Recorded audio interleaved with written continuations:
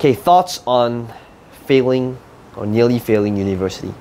This is where I like to land what Steve Jobs said when it comes to connecting red dots, right? He gave this in his Stanford speech. And he said that looking back in retrospect is when it will make sense, but when we're living life as it's happening, it will not make sense. And this is exactly what happened for me when I nearly failed university. I got a 42% average. And I realized that looking back in retrospect, now that it's exactly 10 years later, that was one of the best moments in my life. And the reason why I say that is because if not for that moment, I would never be able to do what I'm doing today. I would have never discovered the online business. It would have never enabled me to achieve financial freedom. It would have never enabled me to discover my passion of teaching other people, of speaking, of doing this and training in more than 20 countries around the world, and to conquer one of my biggest fears, which is speaking in front of people.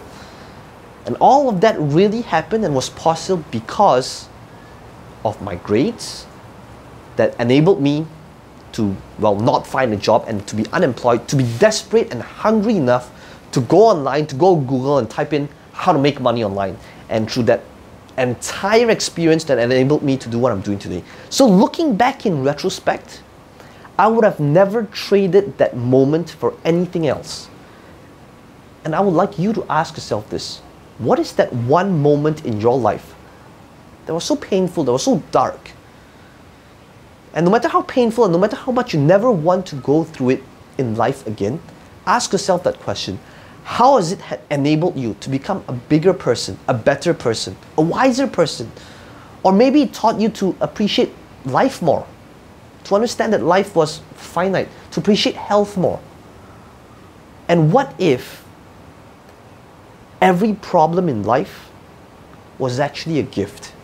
And what if it was up to us to look at the bright side of that thing? Think about it. Because at the end of the day, and some people might hate me for saying that, but think about how those moments has shaped you to become a bigger, better person. And I think the quality of our questions will determine the quality of our answers. Because at the end of the day, if you start the entire thought process off with, why does this have to happen to me? That's when you're going to get a crappy answer, right? But if you looked at and you ask yourself and you began the entire process with a different question, something like, well, what's great about this problem? Then it forces you to look at things very, very differently. What if problems in your life was actually a gift?